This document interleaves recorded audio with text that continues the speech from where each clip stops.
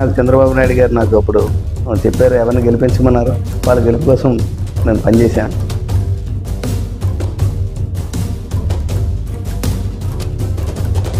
ఈరోజు ఆ గెలుపు కోసం పని చేయటం వల్ల ఈరోజు నాకు అవకాశం ఉంది. మీకు ఏమైనా కాలజ్ఞానం తెలుసా ఈరోజు ఈ సిచ్యువేషన్ వస్తుందని? ఎక్కడున్నా, ఏ పార్టీలో ఉన్నా, తెలుగుదేశంలో ఉన్నప్పుడు అట్లాగే పనిచేశాను. అలాగే బీజేపీలోకి 2019 తర్వాత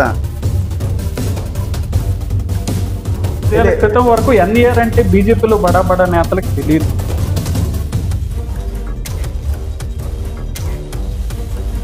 దానికి నన్ను పార్టీలో జాయిన్ చేసుకోవడానికి మొత్తం రాష్ట్ర బీజేపీ అంతా కూడా ఆ రోజే వేదిక మీద చెప్పారు, డెఫినెట్గా నెక్స్ట్ అసెంబ్లీలోకి ఈశ్వరరావుని పడాల్సిన కష్టాలు నష్టాలన్నీ మీరే పడ్డారు. కానీ ఒక ఎమ్మెల్యేగా బరిలో నిలబడి గెలవడం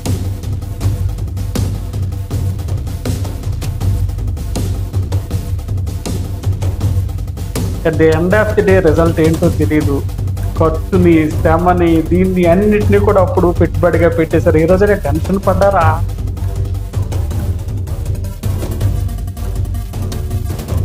రాజకీయాల్లో ఈ కమ్యూనిటీ కూడా ఇంత క్రూషియల్ రోల్ పోషిస్తుంది. ఇవన్నీ అడ్డంకుల్ని ఇచ్చేసుకుని ఎలా దాటగా?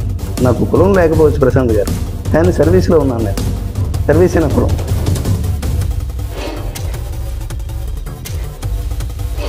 ఈ మధ్య చంద్రబాబు ఏ వేదికల్లోకి ఎక్కుతున్నా ముందుగా ఎన్ఈఆర్ పేరు ఇచ్చేస్తున్నారు, ఏ రివ్యూలో చేస్తున్నా ముందు హెచ్చరికలు తీసుకుని అంత గురు ఎలా కుదిరింది? ఇంత షార్ట్ టైంలో బీజేపీ ఎమ్మెల్యేకి కూటమి టీడీపీ నాయకుడితో నన్ను కాదు, ఆయన ఈశ్వరాన్ని అభిమానించట్లేదు పర్సనల్గా.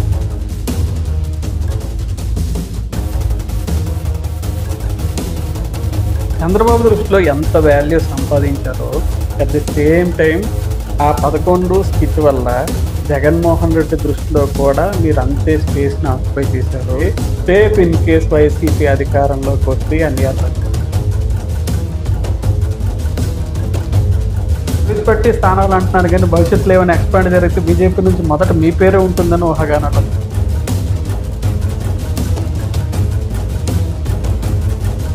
ఈ 1 ఇయర్ పాలనపై కొన్ని రకాల సర్వే రిపోర్ట్ అయితే రిలీజ్ చేశాయి. అందులో హెచ్ఎర్ల ఎమ్మెల్యే ఎన్ఈఆర్ ఆరెంజ్ జోన్ అని చెప్తున్నారు. మీ పనితీరు అంతా బాగుంది, కానీ మీ మీద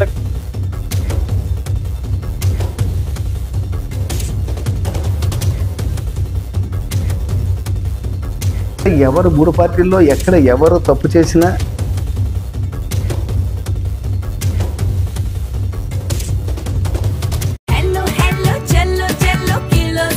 అన్ని రకాల వస్త్రాలపై అప్ టు 66% ఆఫ్. తెలుగు ప్రేక్షకులు నమస్కారం, నేను మీ ప్రసాద్ మీడియాల. ప్రస్తుతం నాతో పాటు ఉన్నారు హెచ్ఎర్ల బీజేపీ ఎమ్మెల్యే నదిపట్టి ఈశ్వరరావు గారు. ఈశ్వరరావు గారు నమస్కారం. నమస్కారం ప్రశాంత్ గారు. ముందుగా ఎమ్మెల్యే ఈశ్వరరావు గారికి జన్మదిన శుభాకాంక్షలు. సెకండ్ బర్త్డే కదా సార్ యాజ్ ఎమ్మెల్యేగా? అవునండి సార్. నేను ఎమ్మెల్యే ఎన్ఈఆర్ గారితో గడిచిన దశాబ్దం పైగా ట్రావెల్ అవుతున్నాను. ఆ రోజైనా ఏదైనా అనుకున్నారా ఎమ్మెల్యే అవుతాను అన్నది మీ మైండ్లో అప్పుడెప్పుడైనా ఉందా? డెఫినెట్గా నేను ఎమ్మెల్యే అవుతానన్నది నాకు నమ్మకం. నేను అనుకున్నాను, కానీ ఎప్పుడు అవుతానన్నది కాదు, ఎమ్మెల్యే అవుతానన్నది మాత్రం డెఫినెట్గా ఇట్స్ మై గోల్. ఎన్ఈఆర్ అంటున్నారు ఎమ్మెల్యే అవుతాను అంటే రాజకీయాల్లోకి వచ్చినాక అనుకున్నాను. రాకముందు ఎప్పుడు నేను ఎమ్మెల్యే అవ్వాలని ఏదైనా నాకేం ప్లానింగ్ లేదు, బిజినెస్ చేసుకుందాం అనుకున్నాను. రాజకీయాల్లోకి అడుగు పెట్టినాక మాత్రం డెఫినెట్గా నేను అనుకునే వచ్చాను. మీరు రాజకీయాల్లోకి అడుగు పెట్టినప్పుడు మీ నాయకత్వం ఎప్పుడు వేరే వాళ్ళని గెలిపించడానికి ఉపయోగపడేది, మీకు మాత్రం పెద్ద పెద్ద పదవులు రాలేదు. ఏ ఆలోచన ఎప్పుడు వచ్చింది అప్పుడు? నేను చెప్తున్నా కదండి ప్రశాంత్ గారు, నేను రాజకీయాల్లోకి వచ్చింది ఎమ్మెల్యే అవ్వాలని రాలేదు. నేను మామూలుగా నేను వ్యాపారం చేసుకుందాం అనుకున్నాను. యాక్సిడెంటల్గా రాజకీయంలోకి వచ్చాను. రాజకీయంలోకి వచ్చినాక నేను ఎవరైతే పార్టీ నాకు చంద్రబాబు నాయుడు గారు నాకు అప్పుడు చెప్పారు, ఎవరిని గెలిపించమన్నారు, వాళ్ళ గెలుపు కోసం నేను పనిచేశాను. ఈరోజు ఆ గెలుపు కోసం పని చేయటం వల్ల ఈరోజు నాకు అవకాశం వచ్చింది. ఎన్ఈఆర్ జీవితంలో 2024 ఒక మెమరబుల్ ఇయర్. ఈ నేపథ్యంలో మేము చాలామంది అప్పట్లో అనుకున్నాం ఎన్ఈఆర్ కొన్ని రాజకీయ పార్టీలు మరి అప్పుడు బీజేపీలో చేరినప్పుడు ఎన్ఈఆర్ ఎందుకు బీజేపీలో చేరుతున్నారు, ఏంటి దీనివల్ల ఏం జరుగుతుంది, ఇది ఏదైనా తల్ల పట్టుకున్నాం. మీకు ఏమైనా కాలజ్ఞానం తెలుసా ఈరోజు ఈ సిచ్యువేషన్ వస్తుందని ఎన్ఈఆర్ ముందుగా ఊహించారు? నాకు తెలిసిందల్లా హార్డ్ వర్క్ చేయాలి. ఎక్కడున్నా ఏ పార్టీలో తెలుగుదేశంలో ఉన్నప్పుడు అట్లాగే పనిచేశాను. అలాగే బీజేపీలోకి 2019 తర్వాత బీజేపీలోకి వచ్చినప్పుడు కూడా నేను తెలుగుదేశంలో ఎంత పని చేశానో అంతకన్నా ఎక్కువ పని చేయవలసి వచ్చింది. ఇక్కడ అంత ఎక్కువ పని చేసి నన్ను నేను ప్రూవ్ చేసుకున్నాను. సో ఎక్కడా కూడా మనం పని విషయంలో ఎక్కడ తగ్గ వన్స్ కమిట్ అయిపోయాము అంటే అది ఎట్టి పరిస్థితుల్లో కూడా హార్డ్గా పనిచేయడమే మనకు తెలుసు. ఆ హార్డ్ వర్క్ మనకి ఈరోజు నిలబెట్టింది. మీరు హార్డ్ వర్క్ నిలబెట్టింది అంటున్నారు కానీ రాష్ట్రంలో చాలా మంది పొలిటీషియన్స్ షార్ట్ టైంలో వచ్చిన అవకాశాలు ఎంతగా అవకాశాలను ఆహ్వానిస్తే ఎంతగా ఇంప్రూవ్ అయిన వాళ్ళు తక్కువగా ఉన్నారు. డెఫినెట్గా సార్ పని చేస్తే డెఫినెట్గా వస్తాయండి అవకాశాలు. ఏదో ఒకరు అంటే కాకపోతే కాస్త ఒక వెనక ముందు అవ్వచ్చు, కానీ హార్డ్ వర్క్ చేసి మనం గోల్ పెట్టుకొని ఆ గోల్ కోసం ప్రయత్నం చేస్తే డెఫినెట్గా మనం రీచ్ అవుతాం. కొద్దిగా క్రితం వరకు ఎన్ఈఆర్ అంటే బీజేపీలో బడా నేతలకు తెలియదు, కానీ వాళ్ళందరూ వచ్చేసి ఎన్ఈఆర్ ఇంట్లో కూర్చొని ఆ గురి అలా కుదుర్చుకున్నారు ఎంత షార్ట్ టైంలో. అది చెప్తున్నానండి, ఇంకా నాకు వేరే దీంట్లోని వేరే మంత్రాలు లేవు. ఓన్లీ నా పనితనం చూసే వచ్చారు అందరూ. మాకు మంచి లీడర్ వచ్చాడు మనకి పార్టీలోకి అని మొదటి రోజే నేను జూలై 11, 2019 నాకు ఇప్పటికీ మర్చిపోలేని రోజు. ఆ రోజు మా ఇంటి దగ్గరే పార్టీలో ఒక సభ పెడితే దానికి నన్ను పార్టీలో జాయిన్ చేసుకోవడానికి మొత్తం రాష్ట్ర బీజేపీ అంతా కూడా ఆ రోజు ఉన్న అధ్యక్షులు కన్నా లక్ష్మీనారాయణ గారు కానివ్వండి, పురంధేశ్వర్ గారు, అలాగే మన హరిబాబు గారు, ఖమ్మంపాటి హరిబాబు గారు పూర్వపు అధ్యక్షులు అప్పటికి, ఆయన మొత్తం విష్ణుకుమార్ రాజు గారు, మొత్తం నాయకులంతా కూడా ఆ రోజు రాష్ట్రంలో ఉన్న పెద్ద నాయకులందరూ కూడా ఆ రోజు వచ్చి నన్ను పార్టీలోకి ఆహ్వానం చేశారు. ఆ రోజే డిసైడ్ చేశారు కొంతమంది. విష్ణుకుమార్ రాజు గారు అయితే ఆ రోజే వేదిక మీద చెప్పారు, డెఫినెట్గా నెక్స్ట్ అసెంబ్లీలోకి ఈశ్వరరావుని మీ ఎన్ఈఆర్ని అసెంబ్లీలోకి తీసుకెళ్తున్నాం అని చెప్పి ఆ రోజే డిక్లేర్ చేశారు. ఆ రోజు వాళ్ళైతే డిక్లేర్ చేశారు, కానీ పడాల్సిన కష్టాలు నష్టాలన్నీ మీరే పడ్డారు. మీకు మామూలుగా స్థానిక సంస్థలు ఇవన్నీ కూడా ఎన్ఈఆర్కి అలవాటు, కానీ ఒక ఎమ్మెల్యేగా బరిలో నిలబడి గెలవడం అన్నది కూడా కత్తి మీద సాము. ఆ సిచ్యువేషన్ని ఎన్ఈఆర్ ఎలా ఫేస్ చేశారు? ఫైనాన్షియల్గా కానీ ఇవన్నీ కానీ చాలా స్ట్రగుల్స్ ఉంటాయి. నిద్ర లేని రాత్రులు పడ్డారు ఎన్ఈఆర్. తప్పదు కదండి, ఒకసారి కమిట్ అయ్యాం. మనకి గోలు ఉందా మీరు చెప్పారు, చాలా తక్కువ టైంలో మీకు అవకాశం వచ్చిందని. అవకాశం భారతీయ జనతా పార్టీ నాకు ఇచ్చినప్పుడు కూటమి నాయకులు చంద్రబాబు నాయుడు గారు కానీ అలాగే పవన్ కళ్యాణ్ గారు కానీ దాన్ని యాక్సెప్ట్ చేశారు. వెంటనే ఎక్కువ టైం లేదు ఎలక్షన్కి కూడా. ఆ తక్కువ టైంలో చాలా కష్టపడవలసి వచ్చింది. దానికి అన్ని వనరులు సమకూర్చుకోవడానికి కానివ్వండి, అందరినీ కూటమిలో 3 పార్టీలని ఏకం చేసుకోవడానికి కలపడానికి కానివ్వండి, అందరూ కూడా హర్షించారు. నాకు ఎక్కడా వ్యతిరేకం లేదు. నా కాన్స్టిట్యున్సీలో నా అదృష్టం ఏంటంటే ఎవరు నన్ను వ్యతిరేకించలేదు. ఎన్ఈఆర్కి సీట్ ఇవ్వద్దని కానీ, ఎన్ఈఆర్ని ఇచ్చేయవద్దని కానీ, మాకు సీట్ ఇవ్వమని కానీ ఎవరు కూడా అట్లా ప్రయత్నం చేసి ఇచ్చేయలేదు. నాకు సీట్ రాగానే అందరూ కూడా అన్ని అంటే రాజకీయాలకు అతీతంగా, కులమతాలకు అతీతంగా అందరూ కూడా ఎన్ఈఆర్కి అవకాశం వచ్చింది, మనం చేసి తీరాలి డెఫినెట్గా అని చెప్పేసి అందరూ యాక్సెప్ట్ చేశారు. అది నా అదృష్టం. అందరూ యాక్సెప్ట్ చేశారు, కానీ చేసిన తర్వాత తెలిసింది మీకు యాక్సెప్ట్ చేశారని. కానీ at the end of the day result ఏంటో తెలియదు. ఖర్చుని, శ్రమని, దీన్ని అన్నిటినీ కూడా అప్పుడు పెట్టుబడిగా పెట్టేశారు. ఈ రోజునే టెన్షన్ పడ్డారు ఆ టైంలో? లేదండి, నాకు పార్టీ అవకాశం ఇచ్చింది, దీన్ని నేను యూటిలైజ్ చూసుకోవాలి. పార్టీ అవకాశం వచ్చింది. మీరు మొన్న చంద్రబాబు నాయుడు గారు సీఎం గారు మన బుడగడ్లపాలెం హెచ్ఆర్లు వచ్చినప్పుడు బుడగడ్లపాలెంలో మీటింగ్ పెట్టినప్పుడు కూడా మీటింగ్లో ఒక మాట అన్నారు, మీరు ఎన్ఈఆర్కి అవకాశం వచ్చినా యూటిలైజ్ చేసుకుంటాడని. అట్లాగే ఆ రోజు నాకు ఒక అవకాశం వచ్చింది. అవకాశం ఒకసారి వస్తుందండి, 10 సార్లు రాదు. ఆ వచ్చిన అవకాశాన్ని మనం గ్రాప్ చేసుకోవాలి. దానికోసం మనం ఏదైనా సాక్రిఫైస్ చేయాల్సి ఉంటుంది. అలాగే మనం సాక్రిఫైస్ చేసాం. మనం అన్ని మొత్తం అన్ని రకాలుగా నేను అంటే నా గర్వం తగ్గించుకున్నాను. అంటే ఎవరిని, ప్రతి వ్యక్తిని కూడా హక్కును చేర్చుకునే స్థాయికి దిగి అందరినీ, పెద్దల్ని గౌరవించడం నేర్చుకున్నాను. ఆ తక్కువ టైంలో నేర్చుకోవాలో జీవితంలో అంత నేర్చుకోవాల్సి వచ్చింది. నేర్పింది కూడా సమయమే, టైమే, కాలమే నేర్పుతుంది. అంత తక్కువ టైంలో చాలా కష్టపడ్డాం. నాతో పాటు నా భార్య, నా కొడుకు తేజ అందరూ కూడా ఆ తక్కువ టైంలోనే కష్టపడి అందరినీ కూడా. అలాగే అదే టైంలో ఎట్లా చూసేవారంటే, నియోజకవర్గంలో నేను ఒక ప్రాంతానికి వెళ్తే నాకెంత విలువిచ్చేవారో, నా వెనకాల ఎంతో జనం ఉండేవారో, అదే టైంలో నా భార్య వెళ్ళిన ప్లేస్లో కూడా అంతమందే ఉండేవారు, అలాగే వాల్యూ చేసేవారు. నా కొడుకు వెళ్ళిన ప్లేస్లో కూడా అట్లాగే చూశారు. అది కూటమి నాయకుల తాలూకు గొప్పదనం. హెచ్ఆర్ నియోజక ప్రజలందరూ కూడా నన్ను, నా ఫ్యామిలీని అంతగా ఆదరించారు. తక్కువ టైంలో ఒక్క సెలబ్రిటీ రాలేదు నాకు. మీరు గమనించారో లేదో, ఈవెన్ 3 పార్టీల నుంచి కూడా ఒక్క సెలబ్రిటీ కూడా, పార్టీ నాయకులు కూడా ఎవరు వచ్చి మన ఎన్నికలు పరిశీలించడం కానీ లేకపోతే ఎన్నికల్లో పాల్గొనడం కానీ ఎక్కడ అవకాశం రాలేదు. మా ఫ్యామిలీ మెంబర్స్, మా కూటమి నాయకులు కలిపి మేము ప్లానింగ్గా చేసుకొని మొదటి నుంచి చెప్తున్నాను. నేను పార్టీ టికెట్ రాకముందు నేను చెప్తున్నా, నేను డెఫినెట్గా నాకు సీట్ వస్తే నేను డెఫినెట్గా 25,000 మెజార్టీ తక్కువ లేకుండా గెలుస్తానని పార్టీకి మాట ఇచ్చాను. సెలబ్రిటీలు రాలేదు, మొత్తానికి ఎవరూ రాలేదు. మీరు కూడా ఈ కాన్స్టిట్యున్సీలో మైనారిటీ కమ్యూనిటీ, రాజకీయాల్లో ఈ కమ్యూనిటీ కూడా ఇంత క్రూషియల్ రోల్ పోషిస్తుంది. ఇవన్నీ అడ్డంకుల్ని ఇచ్చేసుకుని ఎలా దాటగలిగాను? నాకు కులం లేకపోవచ్చు ప్రశాంత్ గారు, కానీ సర్వీస్లో ఉన్నాను నేను. అది మర్చిపోతున్నారు. రాజకీయం కావాల్సింది మొట్టమొదటి క్వాలిఫికేషన్ సర్వీస్ కావాలి. మీ కులం అదే, సర్వీసే నా కులం, అంతకు మించి లేదు. నాకెవరు అన్నదమ్ములు లేరు, నాకున్న కూటమి నాయకులైన అన్నదమ్ములు. ఆ రోజు అదే చెప్పాను, ఈ రోజు అదే చెప్తున్నాను. నాకెవరు వేరే, నా కుటుంబమే లేదు. నాకు ఉన్నది ఈరోజు హెచ్ఆర్ల ప్రజలే నా కుటుంబం. అది ఎప్పటికీ ఫరెవర్, నేను బ్రతుకుండే అంతవరకు. ఇంతకు మాటల్లో అన్నారు చంద్రబాబు బుడగట్లపాలెం వచ్చినప్పుడు ఆ రేపో కుదిరింది అని చెప్పి. ఈ మధ్య చంద్రబాబు ఏ వేదికల్లోకి ఎక్కుతున్నా ముందుగా ఎన్ఈఆర్ పేరు ఇచ్చేస్తున్నారు, ఏ రివ్యూలో చేస్తున్నా ముందు హెచ్చర్లు తీసుకోండి. అంత గురి ఎలా కుదిరింది ఇంత షార్ట్ టైంలో బీజేపీ ఎమ్మెల్యేకి కూటమి టీడీపీ నాయకుడితో గురి? అది ఆయన నిన్నను వీడియో కాన్ఫరెన్స్ అయినప్పుడు కూడా ఆయన మాట్లాడేటప్పుడు హెచ్చర్ల లైన్లో తీసుకోండి అన్నారు. ఆయనకి మా మీద ఉండే అభిమానం అంటే మా వర్క్ మ్యాన్షిప్ని ఆయన అభిమానిస్తున్నారు, నన్ను కాదు. ఆయన ఈశ్వరాన్ని అభిమానించట్లేదు పర్సనల్గా, నేను చేస్తున్న పని ఆయన అభిమానిస్తున్నారు. అతను ఏదైతే అనుకున్నారో ఒక ఎమ్మెల్యే ఇలా పనిచేయాలని, అది నాలో చూశారు కాబట్టే ఈరోజు నాకు ఆ వాల్యూ ఇస్తున్నారు. చంద్రబాబు దృష్టిలో ఎంత వాల్యూ సంపాదించారో, అట్ ది సేమ్ టైం ఆ 11 స్కిట్ వల్ల జగన్మోహన్ రెడ్డి దృష్టిలో కూడా మీరు అంతే స్పేస్ని ఆక్యుపై చేశారు. ఆయన బ్లూ బుక్ లో ఎన్ఈఆర్ పేరు ఆయన బ్లూ బుక్ లో ఉంది. రేపు ఇన్ కేస్ వైసీపీ అధికారంలోకి వస్తే ఎన్ఈఆర్ పరిస్థితి. సార్, మేము బుక్కులు నమ్మం, బుక్కుల్లో రాసుకునే పేర్లు కాదు మనకు కావాల్సింది. మేము ఎవరిని కూడా కించపరిచే ఉద్దేశాలు కానీ అటువంటివి నాకు ఎప్పుడూ లేవు. మీకు లేవు కానీ వాళ్ళు ఆల్రెడీ టార్గెట్, వాళ్ళు వచ్చిన తర్వాత వాళ్ళ మీడియాలో మీ పేర్లు వస్తున్నాయి. మనం ఎవరిని కూడా ఇప్పుడు స్పాంటేనియస్గా ఆ స్కిట్లో మేము అట్లా మాట్లాడడం జరిగింది, నేను విజయ్. కానీ అక్కడెక్కడ కూడా మా స్కిట్లో మా ఇది పాయింట్ పెట్టుకోవడం కానీ మేము ఇట్లా మాట్లాడదాం అనుకున్నాం. ముందు కూడా వేరే ఆరోపణలు వాల్ పేపర్లో కూడా మిమ్మల్ని టార్గెట్ చేస్తున్నారు. మొదటి నుంచి మన వైఎస్ఆర్సీపీ పార్టీ ఏదైతే ఉందో మొదటి నుంచి కూడా నా మీద టార్గెట్ చేస్తూనే ఉన్నాను. ఈరోజు కాదు, మొదటి నుంచి. నేను భారతీయ జనతా పార్టీలోకి వెళ్ళినప్పుడు నా మీద కథనాలు రాశారు. నేను భారతీయ జనతా పార్టీలో జిల్లా అధ్యక్షుడు అయినప్పుడు కథనాలు రాశారు. నేను భారతీయ జనతా పార్టీ నాకు సీట్ ఇచ్చినప్పుడు కథనాలు రాశారు.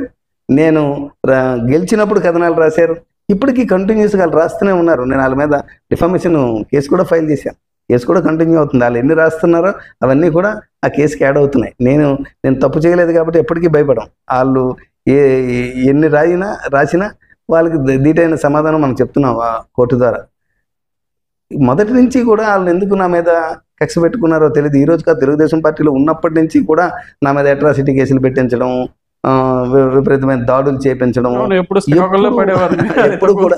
ఈరోజు మీరు నమ్ముతారో లేదు, సుమారు 270 రోజులు నేను గత 10 సంవత్సరాల్లో 270 రోజులు కోర్టు గుమ్మం ఎక్కాల్సి వచ్చింది. కోర్టు చేస్తున్నా అంటే 10 సంవత్సరాల్లో 1 సంవత్సర కాలం ఇంచుమించుగా 1 సంవత్సర కాలం నేను కోల్పోయింది. కోర్టులో తిరుగుతూ కోల్పోయాను. అంటే నేను ఎంత హెరాస్మెంట్ పడ్డారో చూశారు. అందరూ ఏదో అదృష్టం కొలిది సీట్ వచ్చింది, ఎమ్మెల్యే అయిపోయాడు అనుకుంటారు.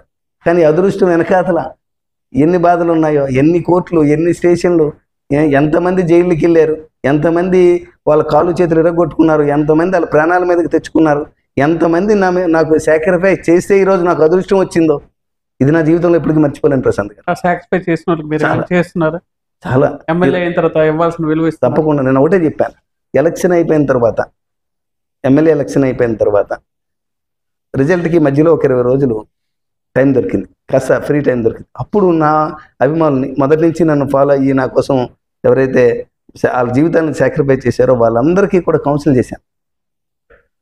మనం ఎమ్మెల్యే అవుతున్నాం, రిజల్ట్ రాలా, మనం ఎమ్మెల్యే అవుతున్నాం, డెఫినెట్గా ఎమ్మెల్యే అవుతున్నాం. మీరు ఎట్టి పరిస్థితుల్లో కూడా మనం జైలుకి వెళ్ళాము. అప్పటికే 1, 2, 3 సార్లు జైలుకి వెళ్ళారు, హాస్పిటల్ పాలయ్యారు, కాలు చేతులు ఎరగొట్టుకున్నారు. అటువంటి వాళ్ళు అందరూ ఉన్నారు. వాళ్ళ ఉద్దేశం ఏంటంటే మనమైతే కక్ష తీర్చుకుందాము, గెలిస్తే మనం కక్ష తీర్చుకుందాం అనే ఉద్దేశం మీద ఉన్నాను. నేను వాళ్ళందరికీ కూర్చి కౌన్సిలింగ్ చేసేవాడిని రాత్రులు. మనం గెలుస్తున్నాం, ఎమ్మెల్యే అవుతున్నాం. ఎమ్మెల్యే అయ్యింది మనకు సర్వీస్ చేయడానికి, ప్రజలకు మంచి చేయడానికి దేవుడు నాకు అవకాశం ఇస్తున్నాడు. అంతేగాని మన కక్షలు తెచ్చుకోవడానికి కాదు. ఎట్టి పరిస్థితుల్లో కూడా మన గ్రామంలో కానీ ఎక్కడ కానీ కక్షపూరితమైన చర్యలు అయితే ఎక్కడ జరగడానికి వీల్లేదు. అది నేను వాళ్ళకి ప్రతిరోజు కౌన్సిల్ చేశాను. అయితే మేము వాళ్ళు కొంతమంది ప్రశ్నలు చేశారు. అయితే మా పరిస్థితి ఏంటి, మీకోసం సాక్రిఫైస్ చేసాం, మేము జీవితాన్ని మీకోసం సాక్రిఫైస్ చేసాం, ఈరోజు కక్ష తెచ్చుకోకపోతే మా బతుకులు ఎందుకు అని. చర్యలు గొడవలు ఎక్కువ. మమ్మల్ని ఏం చేయమంటారు, మా బ్రతుకులు ఇంతేనా, మీరు ఎమ్మెల్యే అయిపోయారు, మా పరిస్థితి ఏంటంటే మీకు ఉద్యోగం ఇస్తా, ఇల్లు కట్టిస్తా, మీ పిల్లల్ని చదివిస్తా, నా కోసం మీరు సాక్రిఫైస్ చేశారు, అది నేను చేయగలను. కానీ ఎప్పుడైనా కక్షపూరితమైన ఒక్క చర్య చేసినా, మీరు ఎటువంటి తప్పు పని చేసినా మళ్ళీ నేను నా జీవితంలోకి మిమ్మల్ని తీసుకురాను, నాకు దూరం అయిపోతారు మీరని వాళ్ళని హెచ్చరించడం జరిగింది. ఎవరైనా దూరం పెట్టారు? ఎవ్వరు లేదు ఈ రోజు వరకు వాళ్ళు నేను గీసిన గేటు దాటరాలు. ఎంత కష్టమైన వాళ్ళు ఎంత మనసు బాధపడినేవ్వండి, కానీ నా కోసం నేను నవ్వితే వాళ్ళకి సంతోషం. నేను హ్యాపీగా ఉండాలంటే ప్రతిరోజు కూడా నా బంటుపల్లి ఎప్పుడు కోరుకునేది, నా జనం ఎప్పుడు కూడా ఒకప్పుడు నా బంటుపల్లి, ఈరోజు నియోజకవర్గం ఎప్పుడు కూడా నా నవ్వును కోరుకుంటారు. అలా దొరకడం కూడా మీ అదృష్టం సార్. ఇందాక మీరు అది నిజమైన అదృష్టం. అంతే ఇందాక మాటల్లో అన్నారు, ఈ 10 ఏళ్లలో దాదాపుగా 270 రోజులకు పైగానే కోర్టులకు హాజరయ్యి ఉంటాను. ఇంకో మాట మీరు కూడా అన్నారు, నా కులం సేవా కులం అని చెప్పి. అట్ ద సేమ్ టైం ఇన్నేళ్లలో సేవకంటూ ఎంత ఫిగర్ ఎంత ఖర్చు చేసి ఉంటారు, నా తోటల అజ్జల్లో ఎంత అంటూ ఖర్చు చేసేసాను ఆల్రెడీ జీవితంలో అంటే ఒక ఫిగర్ ఏమని చెప్తారు మీరు? ఫిగర్ దాన్ని ఎక్కడ డబ్బుతో కొలలేము, దాన్ని కొలవట్లేదు, కొలవలేము కూడా. సేవను ఎప్పుడు కూడా డబ్బుతో కొలవలేము. అది ఇక్కడి నుంచి పుట్టురావాలి, డబ్బుతో పుట్టురాదు, మనసు నుంచి పుట్టురాదు. ఇప్పుడంటే ఆదాయాలు వస్తున్నాయి, కానీ ఆదాయాలు లేనప్పుడు కూడా ఇదే చెయ్యి వదిలేసేవారు అంత. ఇప్పుడు వచ్చిన ఆదాయాలు ఏమున్నాయి? మీరు గొప్ప చెప్తున్నారు. ఇప్పుడు వచ్చిన ఆదాయాలు ఎటున్నాయి? ఇంకా అక్కడికన్నా అప్పుడు కన్నా ఇప్పుడు ఖర్చులు ఎక్కువై, అప్పటికన్నా ఇక్కడ ఎక్కువ ఆస్తులు అమ్ముకుంటున్నాం రియల్గా. ఎందుకంటే అప్పుడు ఏదైనా వ్యాపారాల మీద ఉండేవాళ్ళం, కష్ట అయినా వస్తా ఏదో వ్యాపారం చేసేది. ఇప్పుడైతే అది కూడా లేవు, పూర్తిగా ఫుల్ టైము మనం పాలిటిక్స్ మీద అంటే సర్వీస్లోనే దృష్టి పెడుతున్నాం కాబట్టి మనం వ్యాపారం మీద కూడా దృష్టి పెట్టలేకపోతున్నాం. సో మనకి ఆదాయము ఇవేవి కాదు సార్, మనకు దేవుడు ఒక అవకాశం ఇచ్చాడు. ఎప్పుడు ఏ రాజకీయ నాయకుడైనా ప్రపంచంలో ఒకటే కోరుకుంటాడు, రాజకీయ అంటే నేతగా ఒక ఎమ్మెల్యే ఎంపీయో మినిస్టరో అవ్వాలంటే దేని కోరుకుంటాడంటే 10 మందికి సర్వీస్ చేసే అవకాశం, ఇంకా బెటర్గా సర్వీస్ చేసే అవకాశం. మామూలుగా సర్వీస్ చేస్తారు, చాలామంది సర్వీస్ చేస్తారు, దానికి కొన్ని లిమిటేషన్స్ ఉంటాయి. ఆ సర్వీస్కి ఎక్కడికక్కడ కొన్ని ఆంక్షలు ఉంటాయి. కానీ ఎప్పుడైతే మనం పొలిటికల్ సర్వీసు మనకి వస్తుందో అది మనం ఎండ్లెస్గా సర్వీస్ చేసే అవకాశం మనకు దొరుకుతుంది, ఫుల్ టైం సర్వీస్. ఆ ఉద్దేశంతో దేవుడి దగ్గర పూజ చేసే అవకాశం, వెంకటరామ దగ్గరికి వెళ్తే బ్రేక్ దర్శనం ఎట్లా దొరుకుతుందో, బ్రేక్ దర్శనంకి వెళ్తే ఎట్లా ఆనందం అంటే దగ్గర నుంచి దేవుడిని చూడొచ్చు, ఇక్కడ కూడా అలాగే దగ్గర నుంచి సేవ చేసే అవకాశం దొరుకుతుంది కామన్ మ్యాన్కి. అతనికి ఇంత సేవ చేస్తున్నారు, అట్ ద సేమ్ టైం ఇందాక మాటల్లో అన్నారు 10-12 ఏళ్ల కష్టం ఈ రోజుకి ఎమ్మెల్యే ఎన్ఈఆర్ అయ్యారు చెప్పి. ఎమ్మెల్యే ఎన్ఈఆర్ 1 ఇయర్ పాలన పట్ల మీరు తృప్తిగా ఉన్నారా? ఎలా అందించారు? చాలా హ్యాపీగా ఉంది, చాలా హ్యాపీ. నేను అనుకున్న కన్నా, నేను సర్వీస్ చేద్దాం అనుకున్న కన్నా ఎక్కువగా చేయగలిగే అవకాశం నా గౌరవ ముఖ్యమంత్రి చంద్రబాబు నాయుడు గారు కానివ్వండి, పవన్ కళ్యాణ్ గారు కానివ్వండి, నాకు అలాగే మా యంగ్ లీడర్ లోకేష్ బాబు గారు విద్యాశాఖ మంత్రిగా ఆయన కానివ్వండి, మాకు అలాగే నాకు భారతీయ జనతా పార్టీ నుంచి పూర్తి స్వేచ్ఛనిచ్చారు. నేను పనిచేసుకునే అవకాశం, నాకు ఏ లిమిటేషన్స్ లేవు, నాకు పూర్తిగా పనిచేసుకునే అవకాశం. నేను ఎప్పుడు పార్టీ గైడ్లైన్స్లో ఉంటాం కాబట్టి, అంత డిసిప్లిన్గా పనిచేస్తాం కాబట్టి తెలుసు కాబట్టి, ఆ పూర్తి స్వేచ్ఛతో ఈరోజు అందరికీ కూడా నేను అనుకున్న కన్నా ఇంకా ఎక్కువే చేయగలుగుతాం. 1 ఇయర్లో నేను ఫుల్ హ్యాపీగా ఉన్నాను, చాలా బాగా హ్యాపీగా ఉన్నారు. At the same time BJP ప్రస్తావన వచ్చింది కాబట్టి మోదీ దృష్టిలో ఎన్ఈఆర్ రిజిస్టర్ అయ్యి ఉన్నారా? మిమ్మల్ని చూసి మీరే చెప్పాలి. ఇప్పటికీ మొన్న కలిసేటప్పుడు 6వసారి కలవడం, ఆయన నవ్వు ఎప్పుడు చూసినా ఆయన నవ్వు, మా నవ్వు, నమస్కారం అంతే. లాస్ట్ టైము మన అమరావతి శంకుస్థాపనకు వచ్చినప్పుడు దగ్గరుండి మోడీ గారు అలా మేము కలిసి నేను ఇంటర్వ్యూ చేసుకుంటుంటే ఈలోపు మన ముఖ్యమంత్రి చంద్రబాబు నాయుడు గారు వచ్చి మనం BJP MLA Eswararao is the very best in presentations of the public problems అని ఒక ముఖ్యమంత్రి గారు ఒక ప్రధానమంత్రి గారికి మోడీ చాలా very good, keep it up అన్నాను, హ్యాపీగా వెరీ గుడ్ అన్నారు, చాలా సంతోషం. అంటే అది కదా మనకు వచ్చిన అవార్డు. చంద్రబాబు ఎంత చక్కగా బీజేపీ ఎమ్మెల్యే చూసుకుంటున్నారని చెప్పి కానీ బయట ప్రతిపక్షాలు కానీ వాళ్ళు పబ్లిక్లో ఒక రకమైన రూమర్ని స్ప్రెడ్ చేస్తున్నారు. కూటమిలో టీడీపీ ఎక్సెప్ట్ మిగిలిన ఎమ్మెల్యేనే తక్కువగా చూస్తున్నారు అని చెప్పి వైసీపీ వాళ్ళు ఒక రకమైన రూమర్. లేదా నెవర్ అటువంటిది. అంటే వాళ్ళు ప్రతిపక్షం ఎప్పుడు కూడా ఎంత బాగున్న కుటుంబంలోనైనా ఏదో ఒకటి పెట్టాలని చూస్తుంటారు ఈ వైసీపీ వాళ్ళు, ఎస్పెషల్గా వైసీపీ లీడర్స్. వాళ్ళు ఈ కుటుంబం అంతా బాగుంటే మరి మనకి ఎప్పటికీ అవకాశం రాదు. అందుకే వీళ్ళని ఎలాగైనా ఈ అన్నదమ్ములు విడదీద్దాం అనే ప్రయత్నం ప్రతి క్షణం చేస్తూనే ఉంటారు. కాదు, అది పూర్తిగా మేము గమనించే ముందుకెళ్తున్నాం. క్లియర్ కట్గా లాస్ట్ మీటింగ్లో కూడా పవన్ కళ్యాణ్ గారు 1 year పరిపాలన మీటింగ్లో కూడా అమరావతిలో అందరికీ అదే చెప్పారు. మేము క్లియర్గా ఉన్నాం. నెక్స్ట్ 15-20 సంవత్సరాలు కూటమి ప్రభుత్వం అధికారంలో ఉండే విధంగా మేము పనిచేసుకొని వెళ్తున్నాం. పార్టీల పరంగా కానీ గవర్నమెంట్ పరంగా కానీ అదే ప్లాన్తో ఉన్నాం. కాబట్టి మమ్మల్ని ఎవరు కూడా అటువంటి 10-15 ఏళ్ళు పక్కన పెట్టింది. 2029 కూటమిగానే వెళ్తుందో ఎన్నికలకి? డెఫినెట్గా సార్. 15 ఏళ్ళు అన్నారు పవన్ కళ్యాణ్ గారు, చెప్పడమే 15 ఏళ్ళు చెప్పారు. డెఫినెట్గా అందులో ఎందుకు డౌట్ ఎందుకు? ఇప్పుడు చంద్రబాబు 4.0 పాలన చేస్తున్నాం, 70+ years ఉన్న వ్యక్తి ముఖ్యమంత్రిగా రాష్ట్రాన్ని ఎలా నడిపిస్తున్నారంటే అన్ని ఏమని చెప్పి సూపర్ అండి. ఆయన అతనికి ఎవరు చెప్పారండి 75 సంవత్సరాలు? ఆయన 25 సంవత్సరాల కుర్రోళ్ళలాగా రోజు ఎన్ని గంటలు పనిచేస్తుంది. ఆయన నిజంగా ఆయనకి ఈరోజు చంద్రబాబు నాయుడు గారు తెలుగుదేశం నాయకుడు మాత్రమే కాదు, ఆంధ్రప్రదేశ్లోనే కాదు, చాలామంది ఈరోజు బ్యూరోక్రాట్స్కి కూడా ఆయన ఒక మోడల్. ఆయన పనితనం కానీ, ఆయన సిస్టమ్ కానీ, ఆయన వర్కింగ్ స్టైల్ కానీ, ఆయన విజన్, ఎస్పెషల్గా ఆయన విజన్ ఈరోజు కుర్రోళ్ళు కూడా ఆలోచించలేనంత విజనరీ ఆయనలో ఉంది. ఆ విజన్తో ముందుకెళ్తున్నారు. ఈరోజు 0 poverty చేయాలి 2047కి విజన్ పెట్టుకొని ఆ విజన్ ప్లాన్ ప్రకారం మమ్మల్ని అందరినీ పడుకునేవట్లేదు. ఆ విజన్ ప్లాన్ ప్రకారం ఈ రోజు నుంచే దాన్ని పని చేపిస్తున్నారు. ఎవరైతే పూర్ పీపుల్ ఉన్నారో వాళ్ళందరినీ కూడా బంగారు కుటుంబం అనే వాళ్ళకి నామకరణం చేసి అటువంటి వాళ్ళందరినీ ఐడెంటిఫై చేసి వాళ్ళని సొసైటీలో హై లెవెల్లో ఉన్నటువంటి 10-20% పీపుల్ ఎవరైతే ఉన్నారో వాళ్ళని వీళ్ళు అడాప్ట్ చేసుకొని వీళ్ళని కూడా ఆ లెవెల్కి తీసుకురావాలని ప్రయత్నం చేసి ఇది ఈ కాన్సెప్ట్ ఎవరికి వస్తుంది చెప్పండి? ఎప్పటికీ ఏ ప్రభుత్వాలైనా ప్రాపర్టీ ఇప్పుడు స్వతంత్రం వచ్చి 76 రిజల్ట్ కనిపిస్తుందో సమాజంలో. డెఫినెట్గా స్వతంత్రం వచ్చి 76 సంవత్సరాలు అయింది.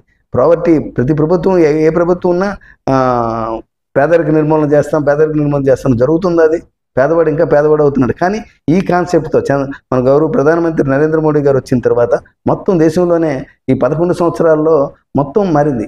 భారతీయ జనతా పార్టీ తాలూకా ముఖ్య ఉద్దేశం అంత్యోదయ అంటే సమాజంలో చివరి నుండి వ్యక్తికి కూడా అన్ని ప్రతిఫలాలు అందాలి.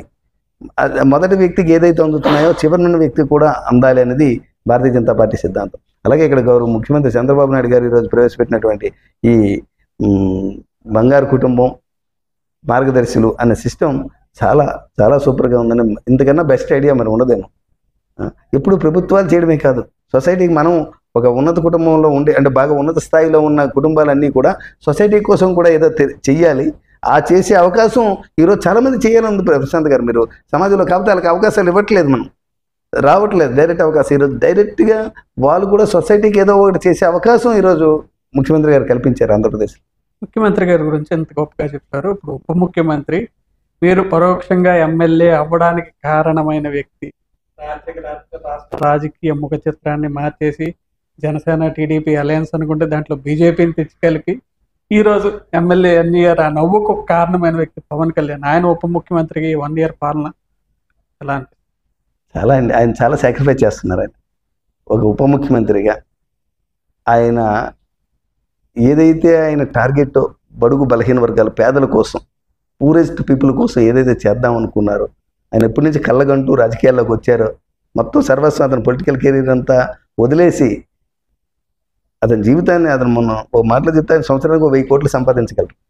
కానీ రాజకీయాల్లోకి వచ్చింది దేనికోసం? పేదలకు పనిచేద్దామని చెప్పి. అతను పనిచేసే అవకాశం ఈరోజు డైరెక్ట్గా ఆయనకు దొరికింది. ఉప ముఖ్యమంత్రిగా రాష్ట్రానికి పూర్తిగా స్వేచ్ఛతో చంద్రబాబు నాయుడు గారు ఆయనకు పూర్తి స్వేచ్ఛనిచ్చారు. ఏది చేయాలంటే అది పంచాయతీరాజ్ మంత్రిగా, అటవీ శాఖ మంత్రిగా ఆయన మంత్రులు ఏదవనమండి, కానీ ప్రభుత్వంలో ఆయన నెంబర్ 1 పార్ట్ పోషిస్తున్నారు. ఆయన చంద్రబాబు నాయుడు గారికి ఏది చెప్తే అదే జరుగుతూ ఈరోజు ఇద్దరూ కూడా బ్యాలెన్స్డ్గా వెళ్తుంది. చాలా బాగుందండి. మీతో ఆయన కూడా హ్యాపీగా పనిచేసే అవకాశం, అటువంటి ఏదైతే వ్యక్తి కోరుకున్నాడో తనకి ఆ విధంగా పనిచేసే అవకాశం ఈరోజు వచ్చింది.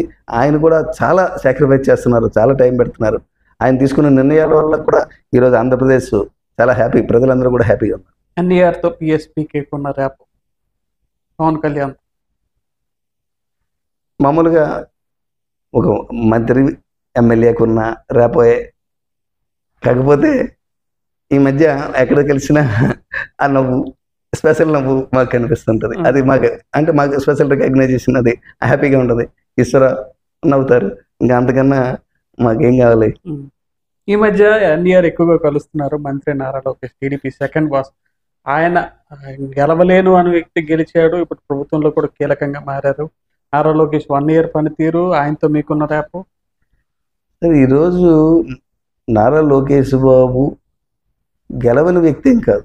ఆయన ఎంత కష్టపడ్డారో పార్టీ కోసం నాకు తెలుసు. నేనంటే తెలుగుదేశం పార్టీ కోసం నేను భారతీయ జనతా పార్టీలో ఉండి మాట్లాడకూడదు, కానీ నేను ఆ కుటుంబాన్ని అభిమానించే వ్యక్తిగా దగ్గరుండి చూసి ఆయన చేసిన పాదయాత్ర ఎప్పటికీ మర్చిపోను.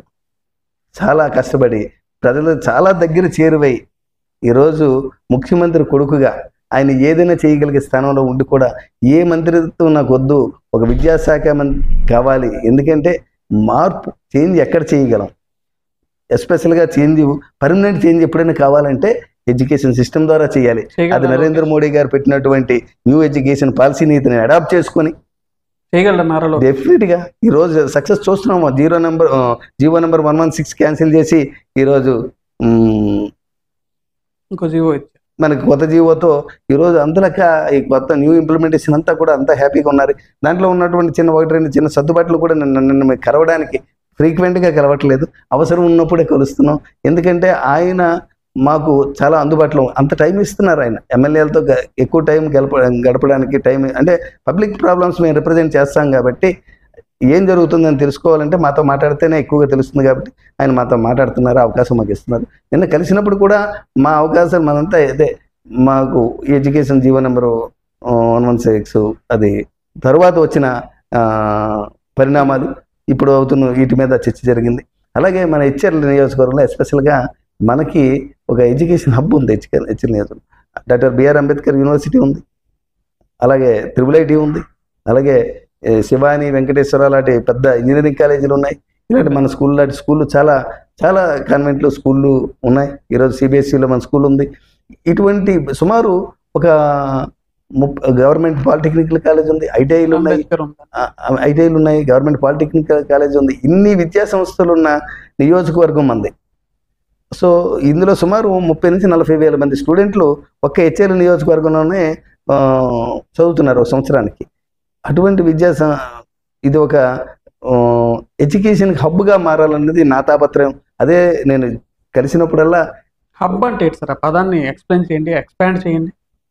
హబ్ అంటే అన్ని రకాలైనటువంటి సంస్థలు ఒక దగ్గర ఉంటే దాన్ని హబ్ అంటారు. అన్ని రకాలైన సంస్థలు అంటే సపోజు దేనైనా హబ్ అనొచ్చు. ఈరోజు పైడిభీమవరం ఫార్మాన్యూటికల్ హబ్ అంటారు. ఎందుకంటే ఒకే ప్లేస్లో ఒకే సెక్టర్కి సంబంధించిన చాలా కంపెనీలు కానివ్వండి, చాలా సంస్థలు కానివ్వండి, ఎప్పుడు ఒకే దగ్గర ఒక ప్లేస్లో ఎస్టాబ్లిష్ అయ్యి అక్కడ మంచి అనువైన వాతావరణం ఉండి వాళ్ళు హ్యాపీగా ఉంటారో దాన్ని హబ్ అని పిలుస్తారు. మీరు అన్నట్టు ఈ హెచ్ఆర్ఎల్ ఎడ్యుకేషనల్ హబ్గా ఇంకా ఎక్స్పాండ్ అయితే ఎలా ఉండబోతుంది? తప్పకుండా అండి. భవిష్యత్తులో మన శ్రీకాకుళం జిల్లాకే కాదు, ఇది ఆంధ్రప్రదేశ్లో ఒక ఎడ్యుకేషన్ వైజ్గా హెచ్ఆర్ఎల్ నియోజకవర్గం ఒక కీలక స్థానాన్ని పొందబోతుంది. నిన్న నాకు మన విద్యాశాఖ మంత్రి గారు లోకేష్ బాబు నాకు మాట ఇచ్చారు, తప్పకుండా మంచి స్కిల్ డెవలప్మెంట్ సెంటర్, ఉత్తరాంధ్రకే నెంబర్ 1 అయిన స్కిల్ డెవలప్మెంట్ సెంటర్ ఇక్కడ పెట్టాలని. ఎందుకంటే అటువైపు ఉన్నటువంటి ఫార్మాన్యూటికల్ కంపెనీస్ కానీ రేపు రాబోయే చాలా సంస్థలు, విద్యా సంస్థలు మనకి ఇంకా రాబోతున్నాయి. అలాగే మనకు ఉన్నటువంటి ఇండస్ట్రియల్ బెల్ట్ కూడా ఇంకా ఎక్స్పాండ్ చేద్దామని ఒక ఆలోచన ఉంది. ఎంఎస్ఎంఈలకు తగ్గైనటువంటి కొత్త ఇండస్ట్రియల్ పార్క్స్ కూడా చేయాలని ఒక ఆలోచనలో ఉన్నాం. వాటన్నిటికీ అనువైన స్కిల్ డెవలప్మెంట్ సెంటర్ ఇక్కడ ఏర్పాటు చేయాలని మేము ప్లాన్ చేస్తున్నాం. డెఫినెట్గా ఎడ్యుకేషన్తో పాటు స్కిల్స్ కూడా డెవలప్మెంట్ చేసుకునే నియోజకవర్గంగా ఒక నెంబర్ 1. ఇప్పుడు మామూలుగా ఒకప్పుడు ఐఐటీలకు వెళ్ళాలంటే ఎక్కడికి వెళ్ళి కోట ఒక సింబల్గా ఉండేది, సివిల్స్కి వెళ్ళాలంటే ఢిల్లీ అనేవారు.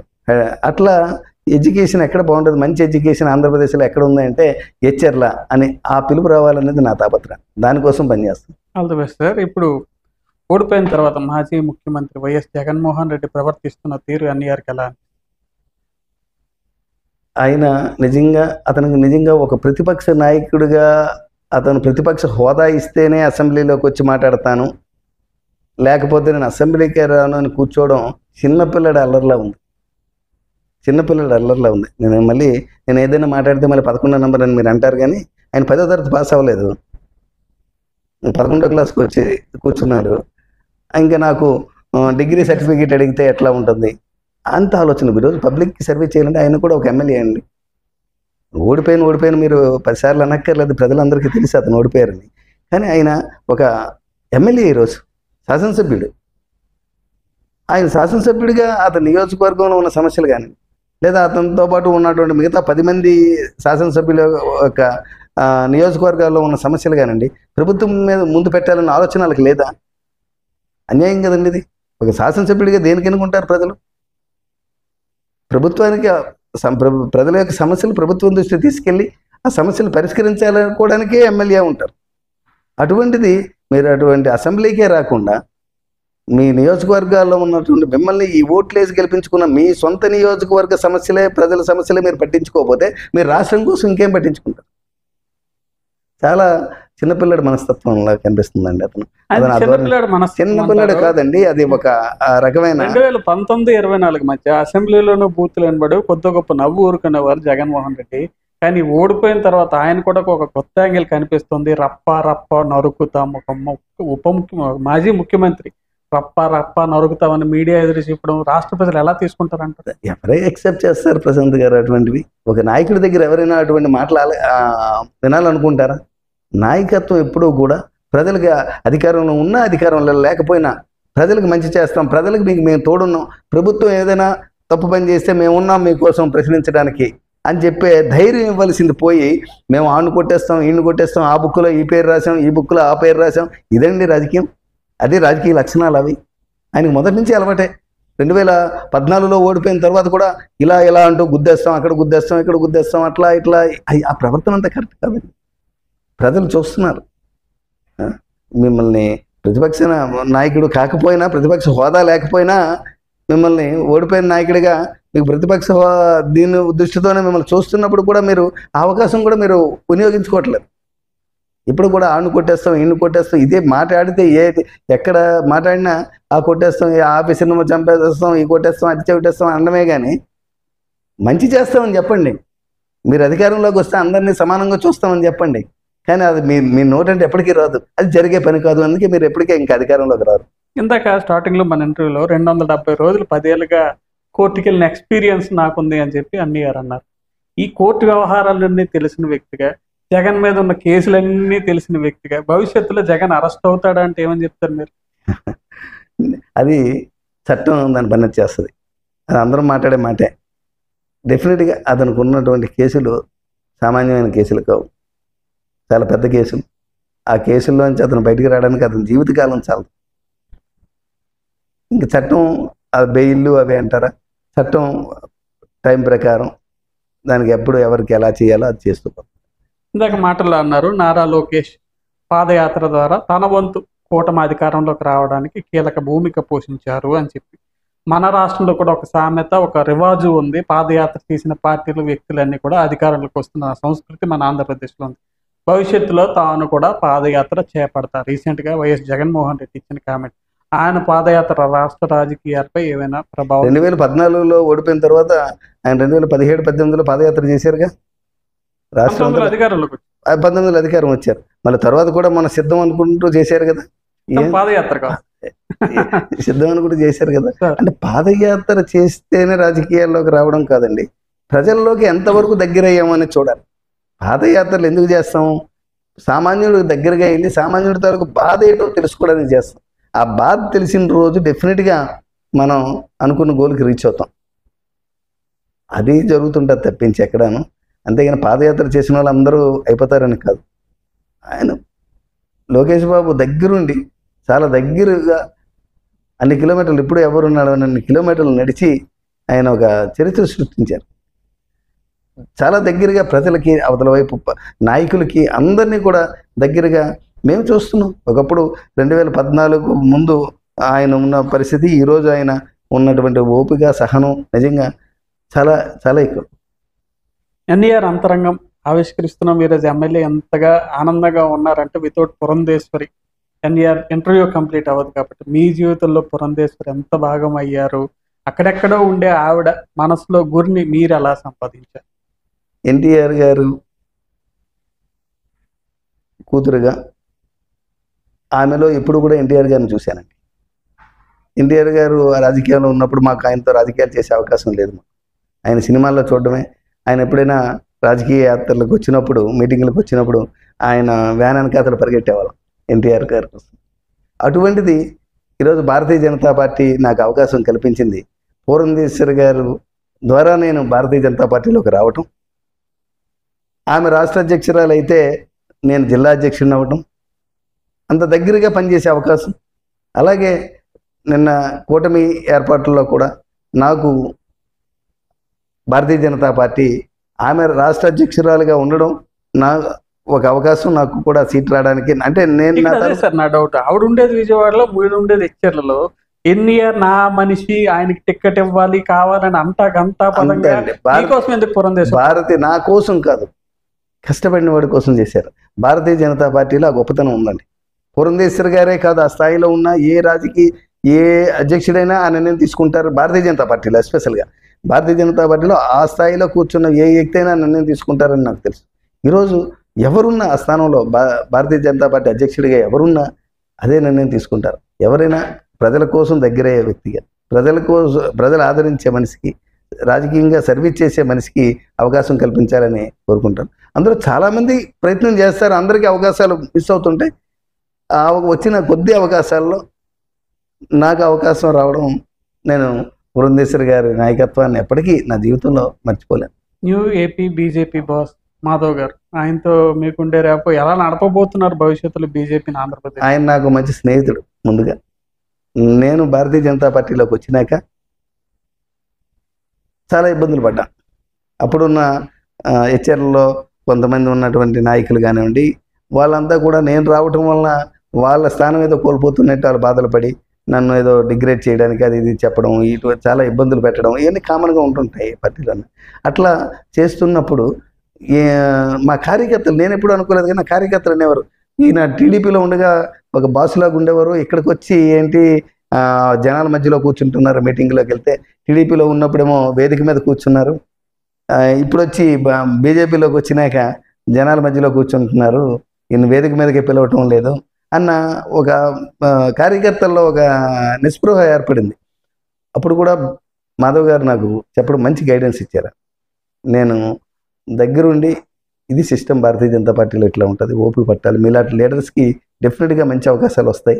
మీరు ఆయన ఓ మాట అన్నారు ఎన్నికల ముందు, మొన్న ఎలక్షన్ ముందు, అప్పటికి ఇంకా కూటమి ఏర్పడలా, మీరు డెఫినెట్గా పోటీ చేస్తున్నారు, మీరు గెలుస్తారు, గెలిచే అవకాశాలు మీకు ఎక్కువ ఉన్నాయి, మీరు ఎమ్మెల్యేగా గెలిస్తే మీరు చాలా మంచి రాజకీయ చరిత్ర పొందుతారని నాకు మానసికంగా మోరల్ సపోర్ట్ ఎక్కువ ఇచ్చిన వ్యక్తి రాజకీయ లబ్ధి. అంటే ఇంకేమైనా గుడ్ న్యూస్ ఉండబోతుందా? అది నా పనితనం బట్టే ఉంటుంది.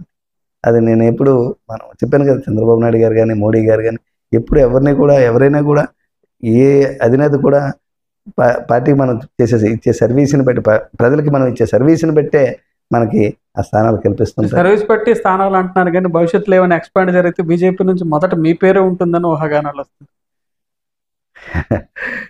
నేను చెప్తున్నాను కదండి, నా సర్వీస్ నచ్చి ఇవ్వాలి అనుకుంటే అది నాకు తప్పకుండా అవకాశం వస్తుంది. నేను అనుకున్నాను కదా, రాజకీయాల్లోకి వచ్చినాక డెఫినెట్గా ఎమ్మెల్యే అవ్వాలి అనుకున్నాను. ఇంక ప్రజలు ఆశీస్సులు, ప్రజలు నిజంగా వాళ్ళందరూ సంతోషంగా ఎప్పటికీ మర్చిపోలేంది ప్రజలు ఇచ్చినటువంటి ఆశీస్సులతో నేను అసెంబ్లీలోకి అడుగు పెట్టడం జరిగింది. ఈరోజు అడుగు పెట్టారు, 1 year తృప్తిగా పాలించారు. 2029 నాటికి ఎమ్మెల్యే ఎన్ఈఆర్ ఆధ్వర్యంలో హెచ్ఆర్లో ఎలా ఉండబోతుంది? నెంబర్ 1గా చేయాలనేది నా ఆలోచన. 1 year కంప్లీట్ అయిపోయింది. 1 yearలో నేను అనుకున్న గోల్స్ అన్నీ, ఆ ఫౌండేషన్ అంతా వేయడం జరిగింది. నేను అనుకున్న గోల్స్కి వర్త్ ఎంత అనుకుంటే, ఇంత వర్త్లో సంక్షేమం చేశాం అంటే నా వర్త్ అనుకుంటే నేను ఆల్మోస్ట్ 25% వరకు నేను రీచ్ అయ్యాను. నా గోల్ 100% అయితే ఈరోజు ఫస్ట్ 1 ఇయర్లో 25% రీచ్ అయ్యాను. నేను ఏదైతే మనకి ఇప్పటికీ కూడా వ్యవసాయ ఆధారిత ప్రాంతం ఎక్కువ మన హెచ్ఎల్ నియోజకవర్గం. లావేర్ కానీ జీసేవడం కానీ పూర్తిగా వ్యవసాయ ఆధారితంగా ఉంది. మనకు తోటపల్లి, మడ్డువలస, నారాయణపురం ఈ 3 కాలువల్ని పూర్తి చేయాలి. థైలాండ్లో ఉన్నాం మనం. అక్కడన్నీ మిగతా ప్రాజెక్ట్ నుంచి మధ్యలో అంతా క్లియర్ కట్గా ఉంటేనే మనకు నీరు వస్తుంది. ఆ ఏర్పాట్లు అన్నీ జరుగుతున్నాయి. తోటపల్లి కోసం మనం రిప్రజెంట్ చేసాం, దాన్ని బాగు చేపిస్తున్నాం. అలాగే మడ్డువలస phase 2 కోసం అడుగుతున్నాం. నిన్న కూడా లోకేష్ బాబుని కలిసినప్పుడు కూడా phase 2 వేస్తే అన్న ఇది నా దృష్టిలో కూడా ఉంది, డెఫినెట్గా చేసి పెడదాం, మనం ఈ ఇయర్ నుంచే స్టార్ట్ చేద్దాం, వర్క్ కూడా తొందరలో స్టార్ట్ అవుతుంది phase 2 పనులు. అలాగే నారాయణపురం కాలువ మధ్యలో ఆ సిల్ట్ తీయకపోవడం వల్ల ప్రాజెక్ట్ దగ్గరే 4 అడుగులు సిల్ట్ ఉండిపోయి నీరు రాకపోతే ఇంకా థైలాండ్కి ఎక్కడ నీరు వస్తుంది? అదంతా వెళ్ళి కలెక్టర్ గారి దృష్టికి తీసుకెళ్ళి, ఇరిగేషన్ మంత్రి గారి దగ్గర దృష్టికి తీసుకెళ్ళి అంతా సుమారు దగ్గర 3 కోట్ల రూపాయలు ఈరోజు ఖర్చు చేసి అదంతా మెయింటెనెన్స్ రిపేర్ చేపిస్తున్నాం. తప్పకుండా ఈ సంవత్సరం 3 కాలువల ద్వారా కూడా మ్యాక్సిమం ఎక్కడి వరకు నీరు రావాలో థైలాండ్ ప్రాంతానికి నీరు వస్తుందని చెప్పి ఎక్స్పెక్ట్ చేస్తున్నాం. అలాగే ఇరిగేషన్, అలాగే మనకి ఫార్మాన్యూటికల్ కంపెనీస్ చాలా ఉన్నాయి. ఆ కంపెనీలకు అవసరమైనటువంటి హెల్ప్ అంతా మనం చేస్తున్నాం. వాళ్ళకి కావాల్సినంత సపోర్ట్ మనం ఇస్తున్నాం. ఏ యూనియన్లు గట్రా లేకుండా వాళ్ళు పూర్తి స్వేచ్ఛగా పనిచేసుకునే అవకాశం వాళ్ళకి కల్పిస్తున్నాం. డెఫినెట్గా నేను వాళ్ళ మేనేజ్మెంట్ని అడుగుతున్నాం, గవర్నమెంట్ రిప్రజెంట్ చేస్తున్నాం. మా కంపెనీల్లో వచ్చే ఇంతకుముందు ఏదైందో వదిలేసి పక్కన పెట్టి ఇప్పుడు ఫర్దర్ వచ్చే ఏ ఉద్యోగం కూడా మా హెచ్ఆర్లో చదువుకున్న పిల్లలకి ఇవ్వాలని చెప్పి మా ఆకాంక్ష. ఇప్పటివరకు సుమారు 800 మంది వరకు కూడా మేము ఎంప్లాయ్మెంట్ చేయించడం జరిగింది. హ్యాపీగా గత గవర్నమెంట్ నుంచి చూస్తే అప్పుడు ఇక్కడ నుంచి వెళ్ళిపోదాం అనుకున్న కంపెనీలన్నీ కూడా ఈరోజు ఇక్కడే ఉండి మళ్ళీ ఎక్స్పాన్షన్కే వెళ్దామన్న దృష్టితో ఉన్నాయి. అందరూ కూడా వాళ్ళు కూడా హ్యాపీగా ఉన్నారు. తప్పకుండా భవిష్యత్తులో ప్రతి ఉద్యోగం కూడా అక్కడికే వస్తుంది. అలాగే బుడగొడ్లపాలెం వచ్చినప్పుడు చంద్రబాబు నాయుడు గారు మనకు మాట ఇచ్చారు, అక్కడ ఫిషింగ్ హార్బర్ ఒక 1 ఇయర్లోనే 1.5 ఇయర్లో కంప్లీట్ చేస్తామని. అది కూడా త్వరలో స్టార్ట్ కాబోతుంది. అలాగే ఇంకా న్యూక్లియర్ పవర్ ప్లాంట్ అది కానీ వన్స్ స్టార్ట్ అయిపోతే ఇంకా దేశంలో ఉన్నటువంటి మంచి టెక్నీషియన్స్ అందరూ ఎక్కడికి వద్దాం అనుకుంటారు. అలాగే మన హెచ్ఆర్లో ప్రతి వ్యక్తికి కూడా అందులో పనిచేసుకునే అవకాశాలు వస్తాయి. స్థానికంగా మరి ఇంకా అసలు ఇబ్బంది ఉండదు. స్థానిక వ్యతిరేకత లేదు. హ్యాపీగా అది రావాలనే కోరుకుంటున్నారు అందరు. వస్తే డెఫినెట్గా మన హెచ్ఆర్ నియోజకవర్గం స్వర్ణ నియోజకవర్గం. చంద్రబాబు నాయుడు గారు 2047కి విజన్ పెట్టుకొని స్వర్ణ ఆంధ్రప్రదేశ్ పూర్తి చేయాలని ఆయన ప్లాన్ చేస్తున్నారు. ఈ కానీ జరిగితే మనకి స్వర్ణ హెచ్ఆర్ల అతి త్వరలో జరిగే అవకాశం మనకు కనిపిస్తుంది. అలాగే నా ప్లాను అక్కడ వ్యవసాయాధారితంగా ఉండిపోయినటువంటి లావేరు హెచ్ఆర్లో ఎటువంటి పారిశ్రామిక వాడా లేదు, ఎటువంటి పరిశ్రమలు అక్కడ ఉన్నట్టు లేదు.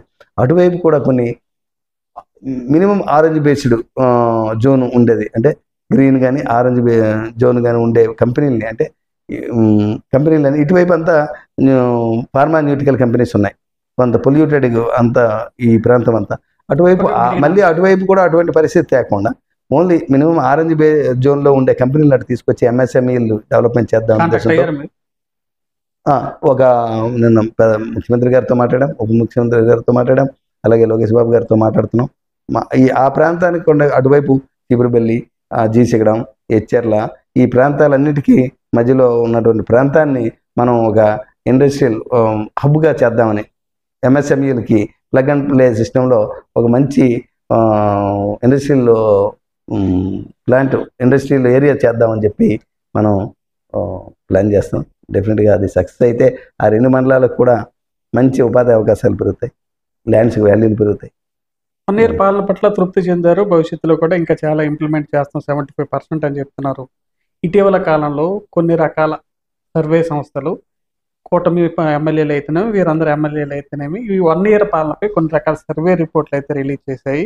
అందులో హెచ్ఆర్ల ఎమ్మెల్యే 1 ఇయర్ ఆరెంజ్ జోన్ అని చెప్తున్నారు.